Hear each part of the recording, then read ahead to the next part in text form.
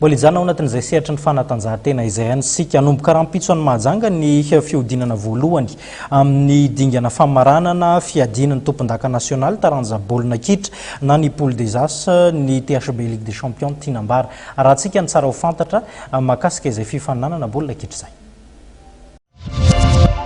Utaterana ny Mahajanga ny 13-20 Novambra ho avy izao ny fiodinana voalohany amin'ny dingana famaranana ny fiadinana ny tompon-daka nasionaly taranja baolina kitra na ny Poule des As amin'ny THB Ligue des Champions.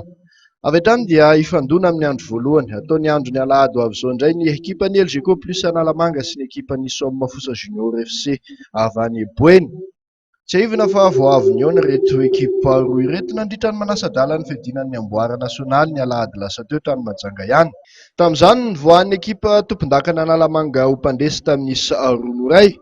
Ny aloha io nandritra ny fidinana faharoa ny fiadinan'ny tompon-dakana ny THB Ligue des Champions dia tamin'io elanelan'iso ihany koa ny voan'ny ekipa tompon-dakana Boeny mpandesy.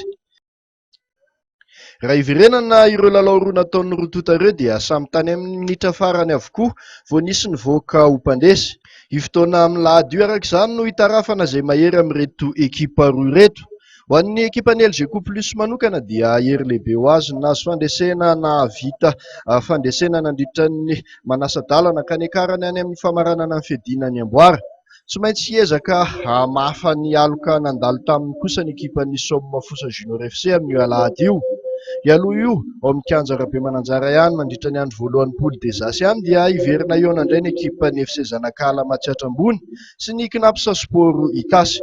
Ity farany ity izay tompon'ny anaram-boninahitra farany tamin'ity fifaninanana nasionaly ity. Asa ivana dia efa fandona ireto ekipa roa ireto tany Fianaratsoa nandritra ny fiodinana faharoa. Ny ravady sahala samy tsy nisy nitoko moa ny rotota tamin'izany. Io vokatra io izay niteraka resabe teo amin'ny tontolon'ny baolina kitra malagasy satria nisy ny nilaza fa nanao lalao namboarina reto ekipa roa reto tany Fianaratsoa. Voaporofo amin'io lalao io arak'izany ny marina rehetra mahakasika izay. Raha eo ambony latabatra aloha dia maresy ny ekipan'ny Knapsa Sport fa napetraky ny ekipan'ny Zanakala kosa nefa ny hanohatra ireo ekipa voasokajy ho vaventy. Ankoatr'izay dia andasana fatratra ihany koa ny fihaonan'ny ekipan'ny LGK plus sy ny Knapsa Sport amin'ny andro faharoa ataony andro ny alarobia 20 Novambra any Mahajanga ihany. Afaka akatsiro mialohan'ny fotoana sy hanao tombatomba ny famaranana ny fiadinan'ny Amboara mantsy ny mpanaraka ny baolina kitra malagasy amin'io andro ny alarobia satria ireto ekipa roa ireto ihany no tafita amin'ny famaranan'ny fiadinan'ny Amboara. Anarak'izay dia hikatroka ny ekipan'ny FC Zanakala sy ny Somme Fossa Junior FC ary farany dia namarika ny andro fahatelo amin'ity Poule des As ity ny fihaonana eo amin'ny Knapsa Sport Itasy sy ny Somme Fossa Junior FC ny andro ny alahady. Efa ela ny fampiandrasana ireto ekipa roa ireto tamin'ity taopilalavaona ity ka inoana fa hiady tanteraka ny lalao. Ifampitady kosa ny ekipan'ny LGK plus sy ny FC Zanakala mandritra n'io andro fahatelo farany io.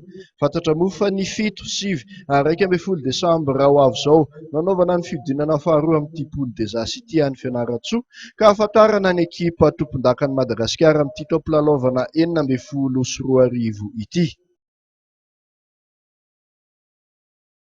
Eny ary tompoko lasy tompoko vavy hatreto ny fotoanan'ny fampahalalam-baovao mankasitraka fenonao nanaraka izany hatramin'ny farany azadino mitohy hatrany ny fandarana eto amin'ny fahitalavitra matv ny tena kosa mametraka ny veloma mandra-pitafa ho amin'ny manaraka indray veloma tompoko.